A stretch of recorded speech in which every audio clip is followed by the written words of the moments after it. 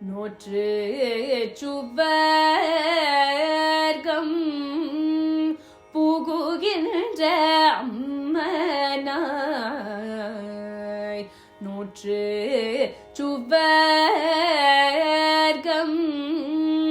புகுகின்ற அம்மனாய்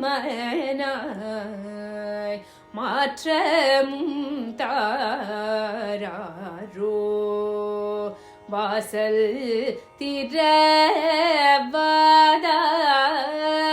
நாற்ற துளாய் மூடி நாராயணன் நம்மால்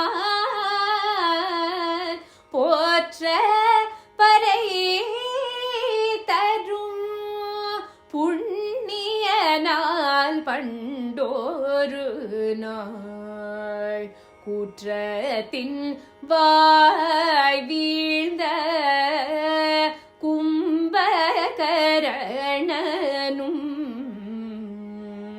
தோற்றும் நக்கே பெரும் துயில்தான் தந்தானோ ஆற்ற அனந்த உடையாய் அருங்கலமே தேற்றமாய் வந்து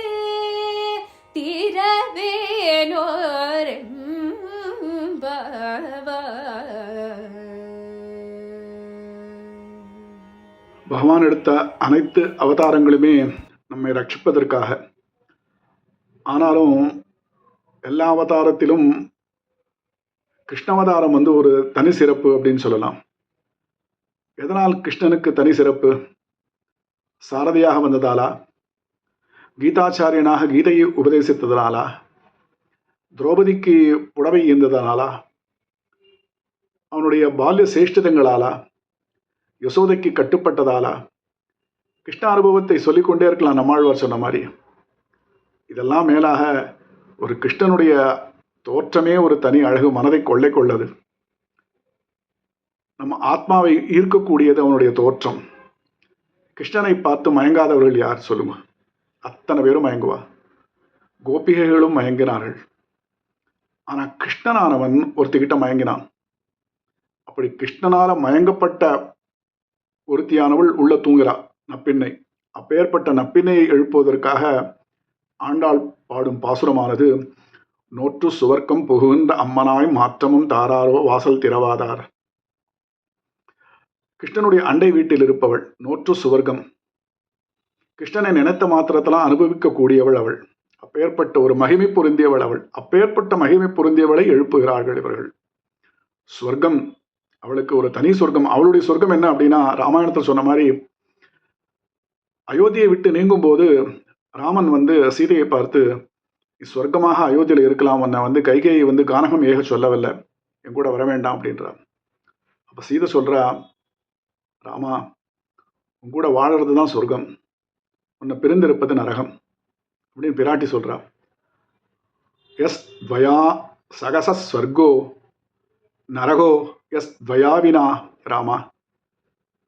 சீதையினுடைய குணம் நப்பின்னைக்கும் அதான். அப்பேற்பட்ட சொர்க்கத்தை அனுபவிக்கிறாள். சீதை எப்படி எதை சொர்க்கம் என்று சொன்னாலோ, நோற்று சுவர்க்கம் புகுகின்ற அம்மனாய் நப்பின்னை அப்பேற்பட்ட சொர்க்கத்தை அனுபவித்துக் கொண்டிருக்கிறாள். அப்பேற்பட்டவளை எழுப்புகிறார்கள். எப்பேற்பட்ட நோன்பு அப்படின்னா, கிருஷ்ணன் இருக்கா அப்படின்ற தைரியத்துல நிம்மதியா தூங்குறாவோ. அந்த தூக்கம், அந்த நோன்பை எழுப்புவதற்காக வருகிறார்கள் இவர்கள். அம்மனாய் சுவாமினி. சுவாமினி இங்க இந்த பாசுரத்துல நப்பினையினுடைய ஏற்றத்தை சொல்கிறாள் ஆண்டாள். எப்பேற்பட்ட ஏற்றம் அப்படின்னா, ராமன் எப்படி சீதையினுடைய குணத்தை ஹனுமான் கிட்ட விவரிக்கிறான்.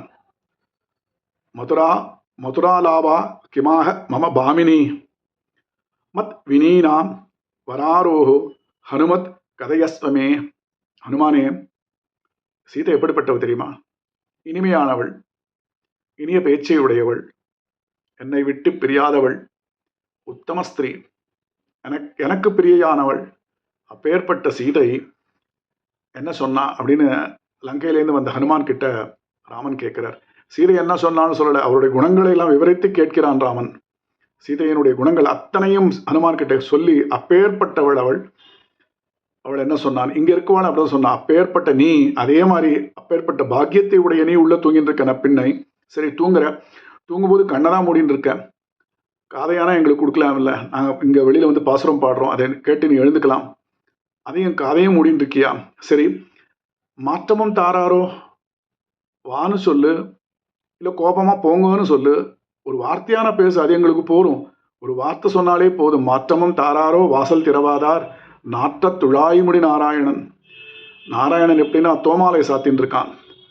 ஆசைப்பட்டாரை அணைப்பதற்காக தோல்மாலையை சாற்றிக்கொள்ளு இருப்பவன் நாராயணன். தோமால சேவை திருப்பதியில் சேவிக்கலாம். அந்த தோமாலை இல்லைன்னா சீனிவாசனா இல்லை நாராயணனா விஷ்ணுவான்னு நினைப்போம்.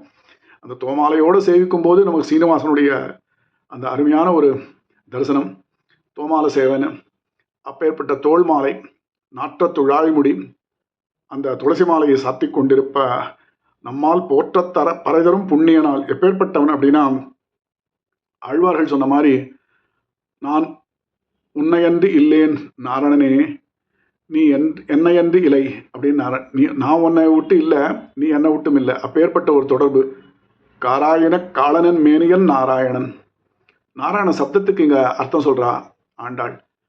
நாற்ற துழாய்முடி நாராயணன் அப்படின்னு சொல்லும்போது நாற்ற துழாய்முடி நாராயணன் அப்படின்றது வந்து நித்திய விபூதி. அந்த நித்திய விபூதி அப்படின்ற அந்த ஸ்ரீவைகுண்டத்தினுடைய விபூதி, அதை நிர்வாகம் பண்ணக்கூடிய நாராயணன். நம்மால் போற்ற பறைதரும் புண்ணியனால் அப்படின்னு சொல்லும்போது இந்த பூலகத்தில் நம்மெல்லாம் வந்து போற்றி பறைதரும் புண்ணியன் யார்? நாராயணன் அப்படின்னு லீலா விபூதியை சொல்கிறார். இந்த நித்திய விபூதியும் லீலா விபூதிக்கும் சுவாமியாகவும் உபாயமாகவும் உபேயமாகவும் இருக்கக்கூடிய நாராயணனை பற்றி நாராயண சப்தத்தினுடைய அர்த்தத்தை இந்த பாசுரத்தில் ஆண்டாள் அருளி செய்கிறாள். நாராயணன் நம்மால் போற்ற பறைதரும் புண்ணியனால். போற்ற பறைதரும் புண்ணியன் வாழ்வீழ்ந்த கும்பகர்ணனும். பின்னை தூங்குறவாளுக்கெல்லாம் போட்டி வச்சு அந்த போட்டியில் கும்பகர்ணன் வந்து உங்ககிட்ட தோற்று போயிட்டான். அப்பேற்பட்ட தூக்கம் நீ தூங்கின்னு இருக்க. தன்னுடைய தோல்வியை ஒப்புக்கொண்டு கும்பகர்ணன் வந்து உறக்கத்தை உனக்கு தந்து போனானோ அப்படின்னு ஆண்டாள் குழாம் சொல்லும்போது திடுக்குன்னு எழுந்துக்கிறாவோ. என்ன ஒரு அசுரப்பயலை போய் என்னோட ஒரு ஒப்புமையாக சொல்கிறீங்களா அப்படின்னு சொல்லிட்டு கிருஷ்ண கிருஷ்ண கிருஷ்ண கிருஷ்ண அப்படின்னு சோம்பல் முடிச்சுன்னு எழுந்துக்கிறாளாம். அப்படி எழுந்தவள் அப்படின்னே இவாள்லாம் அருங்கலமே அப்படின்றா. அருங்கலமே கிருஷ்ணனால தலையிலே தரிக்கப்படக்கூடியவள் இவள். வல்லபை அப்பேற்பட்ட ஒரு உயர்வான ஒரு குணத்தை உடையவள் அவள். அவளுக்கு அருங்கலமே தேற்றமாய் வந்து திற, மெல்ல வந்து திற, ஓடி வந்து கிடுகிடுன்னு ஓடி வராத, மெல்ல வந்து கட்டில படுத்துட்டு இருக்கு இல்லையா, மெல்ல எழுந்து வந்து தடுமாறாதே நிதானமாக வந்து திற, தேற்றமாய் வந்து திறவேலோல் எம் பாவாய் பாவாய் வந்து திற அப்படின்னு வேண்டி கேட்டுக்கொள்கிறார்கள் ஆண்டாள் குழாம்.